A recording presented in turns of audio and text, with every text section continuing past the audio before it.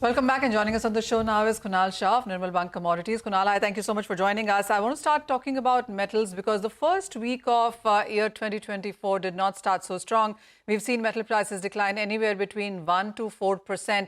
And when you look at the second week as well, there's a bit of a weakness that we've seen given the fact that the dollar index is trading at a 3-week highs and the chances of a US Fed rate cut have kind of disappeared for the first quarter. How are you reading the macros and what's your sense on the metal prices going forward? Okay, so this year 2024 is going to be very volatile because all of the narrative of rate cut, the entire narrative of the rate cut was actually factored in the price. So in the month of December, we've seen rally in precious metal, we've seen rally in metals, base metals, in spite of the fact that the economic data from China continues to remain disappointing. 55% of the overall base metal consumption comes from China, and China doesn't seem to be doing great from the economic data point of view. We believe that this narrative will keep fluctuating. So every time you see some good data, and people will start talking about a moderate rate cuts, and you see some bad data, and again the narrative of strong rate cuts will emerge, and at that time so it's going to be a very range-bound market until and unless we have a major trigger. We don't have a major trigger right now.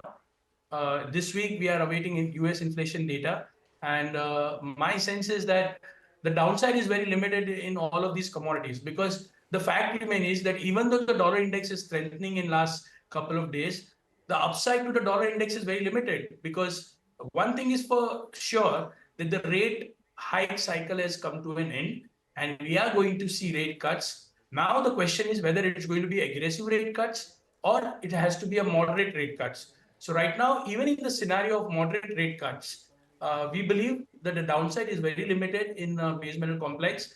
It can go down by 1 and 1.5%, 2% as far as the copper is concerned, or zinc can go down by 3-4%. But I'm not expecting any sharp fall from here.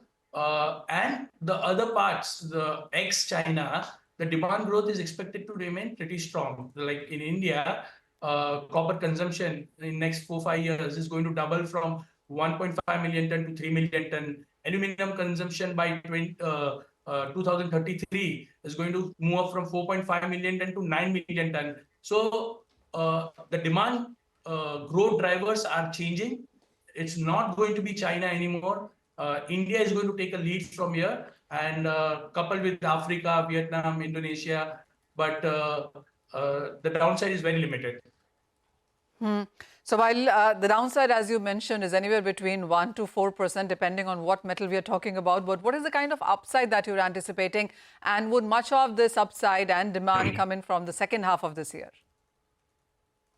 Yeah, so as far as the upside is concerned, I believe that with the strong rate cuts going forward, we can see 7 to 10% upside.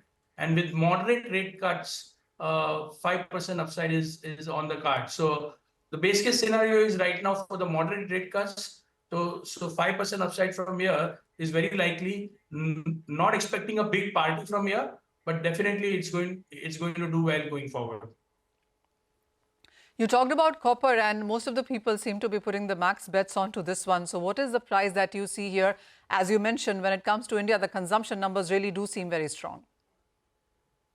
Yeah, so as far as copper is concerned, I think 710, 715 is a good buying zone. My upside target would be 755 to 760. And I think prices should not go below 690. So we are working a range of around 5 to 6% upside from here. And I reinstate, it's going to be India. The demand growth can be anywhere between 10 to 14%. That's kind of numbers we are working with. How about zinc, Kunal? Because this was the second worst performer in 2023. We still are looking at strong inventories when it comes to much of Europe, even China for that matter. Do you believe here as well Indian demand could be on the stronger side? Yeah, so simple maths. India's steel production is going to move from 130 million tons to 200 million tons. So this is the kind of demand which is going to, the major demand for steel is going to come from the zinc is going to come from galvanizing of steel. And I think this is where the demand in India is also going to move up significantly. And ex world, if you see China, still I'm expecting 1.5-2% demand growth as far as the zinc demand is concerned. So even zinc, the downside looks very limited. 210, 215, these are the base where you can start accumulating it, and you can see zinc again going back and testing 240, 245 kind of levels in next 1.5-2 months or maximum 3 months. And aluminum also, you mentioned the numbers that Indian demand can see, but what is the price sense here? Aluminum looks quite promising going forward. January, February, generally this is the time where we see announcement of production cut in China because of the smog problem. We haven't heard so far, but any announcement, 2 to 3 million tons of production, is off the market. Every time we see this kind of announcement from China, and prices tends to move up. So I'm bullish, very bullish on aluminum. 202, 203, good levels to accumulate. Upside target 215 to 216. Should not go below 195, 196. Okay. All right, Kunal, we'll let you go on that note. Thanks a lot for that. And thanks, Manisha, for taking us through the discussion as well. That is the word on the commodity and the metal space. Let's slip into a quick break on that note. We'll also wrap up with halftime report, but don't go anywhere. The market is getting a bit volatile, so Business Lunch will take all the action ahead.